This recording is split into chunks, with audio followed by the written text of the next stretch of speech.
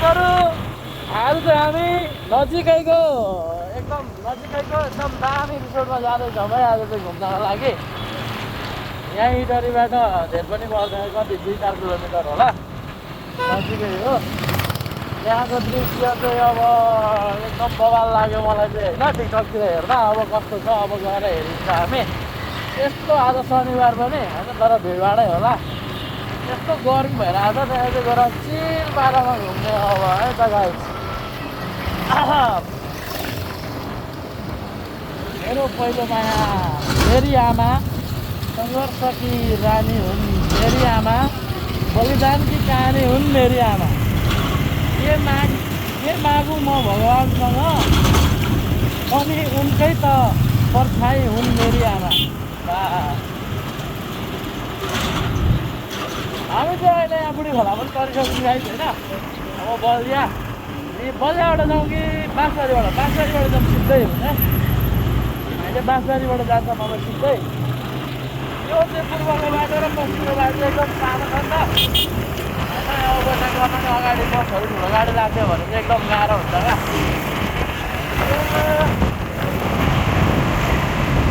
फेरि अनि यो बाटो बन्दै पनि छ, धुलो चाहिँ यस्तो हुन्छ नि गाइस होइन। आम्मा बिजोग हुन्छ, धुलो चाहिँ लाक्कै हुन्छ क्या। हामी चाहिँ यहाँबाट होइन राइट साइड जान्छौँ। हामी पूर्व आयौँ सिधै इटर चोकबाट। पूर्वबाट चाहिँ अब यहाँ पूर्व आएर बाँसबारीबाट फेरि राइट साइड छिर्छौँ है गाइस।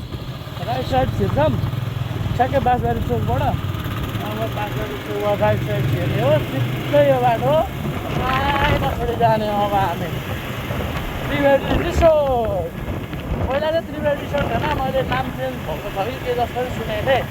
अब त्यहीँ गएर हामी हेर्छौँ गाइस है। बाँसबारीबाट छिरेपछि चाहिँ यो पिच ननस्टप पिच आउनुपर्छ है तपाईँहरू गाइस होइन। ननस्टप पिच अरू कहीँ नजाने पिच लाग्दैन क्या। यहाँ चाहिँ ठ्याक्कै जग्गा हुँदैन आउँछ यहाँदेखि चाहिँ। यहाँ अगाडिबाट फेरि राइट साइड छिर्नुपर्छ। त्यहाँबाट चाहिँ पुरै कच्ची भन्दा पेलेको बाटो छ, कच्ची नै हो होइन, पिच भन्छ। यहाँबाट यताबाट आयो भने ठ्याक्कै दुलारीबाट पनि आउँछ क्या, सिधै दुलारीबाट सिधै पर्छ। यहाँबाट अब हामी राइट साइड जान्छौँ है। सबको राइट साइड बाटो चाहिँ यताको यस्तो छ। अब कहीँसम्म यस्तै हो, काहीँ छैन होइन। यहाँबाट चाहिँ थोरै अगाडि हो, टाढै छैन, नजिकै हो। अहिले चाहिँ पहिला चाहिँ यो त्रिवेणी रिसोर्ट थियो, अहिले चाहिँ गोदावरी रिभर साइड रिसोर्ट रहेछ। Godavari river side resort.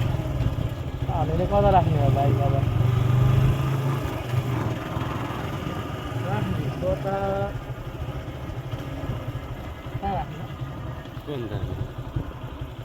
यहाँ यस्तो घाममा त यहाँ टन्टलापुर भएर अनि मान्छे छैन गाडीहरू अस्ति त आइएन नि त, कोही पुरै मिलेन अनि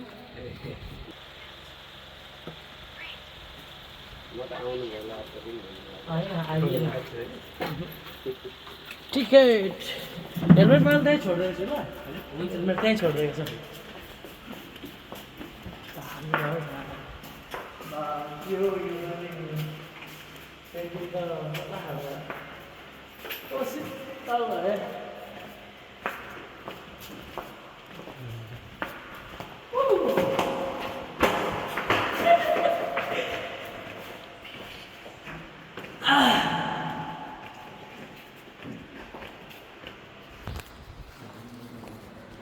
गाइस हामी चाहिँ यता यहाँ के रिसोर्ट पो थियो अघि बाहिर त, पहिला चाहिँ त्रिवेणी रिसोर्ट हो, अहिले चाहिँ रिभर खोइ के रिभर साइडको रहेछ, गोदावरी रिभर साइड होइन।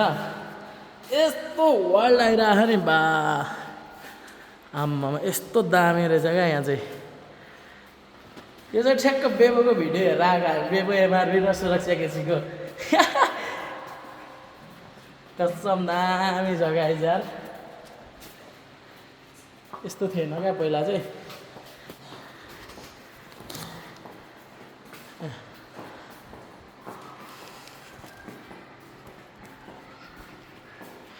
यहाँबाट चाहिँ सिधै अगाडि पोखरीमा पुग्यो क्या गाइस। झोला बस्न बोकौँ न अब के हो त्यहाँ अगाडि ओ के छैन यार मान्छे छैन त हौ। के हो यस्तो ठाउँमा पनि कस्तो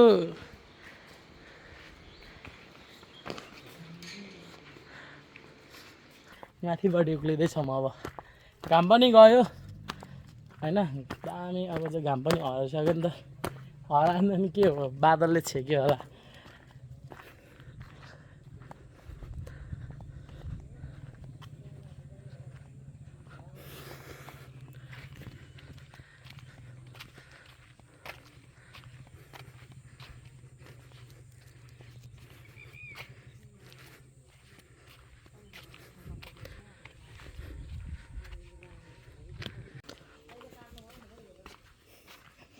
त्यो कता हो यो गेट पनि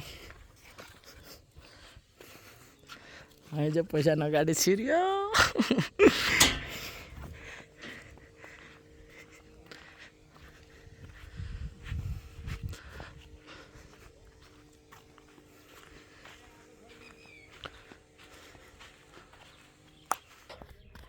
इतना सुकुन के हो यो खाइदिउँ क्या अरे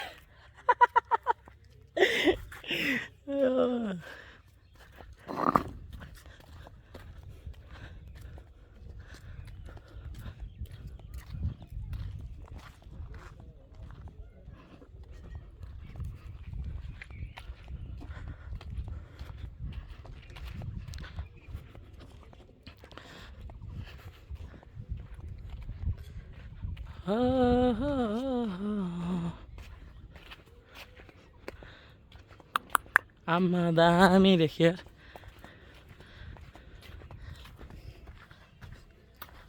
ओह इटरीमा यति गर्मी छ सला हट बाफ्रे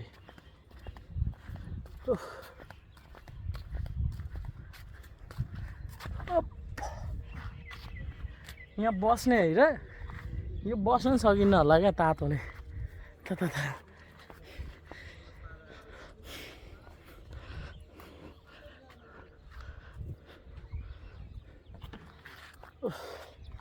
चाहिँ लडेछ फुल यसलाई उठाइदिउँ फेरि उपद्रो गऱ्यो भन्छ होला क्या यति अनि बनाऊ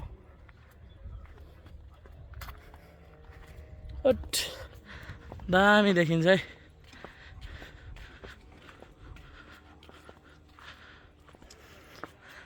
यो पहिला त्रिवेणी रिसोर्ट थियो नि त अनि अहिले चाहिँ अर्कोजनाले किनेको अरे र गोदावरी रिसोर्ट बनाएको रहेछ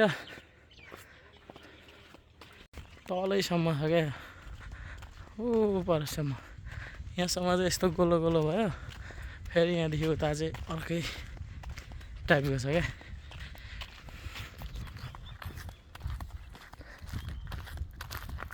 टक्क पुरा यहाँ निर्माणको काम चाहिँ भइरहेको छ दामी रहेछ यार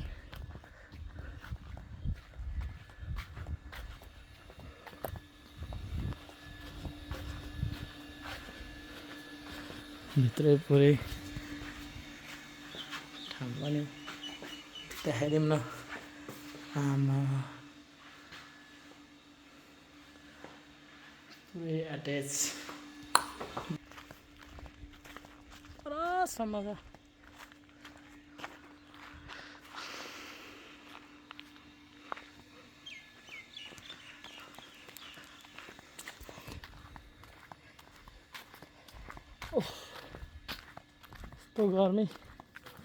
यस्तो गर्मी छ गाइज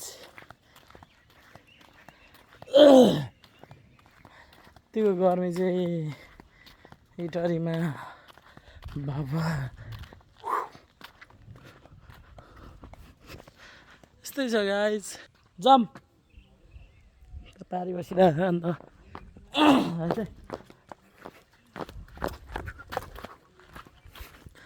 यहाँ पनि टक्क बस्ने ठाउँ छ है जोडी जोडी जोडी जोडी बस्ने ठाउँ छ गाइस ए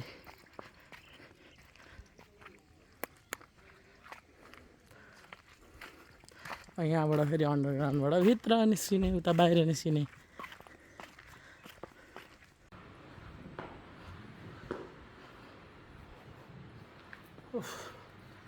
यस्तो गर्मी छ होइन टिकटक यो शीतल छ क्या यहाँ मुनि चाहिँ वाउ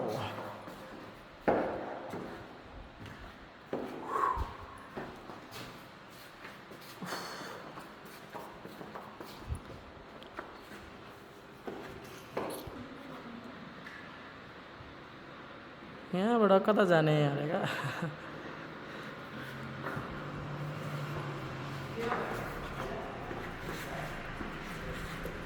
टल्किँदो रहेछ क्या यताबाट चाहिँ दामी आउँदो रहेछ क्या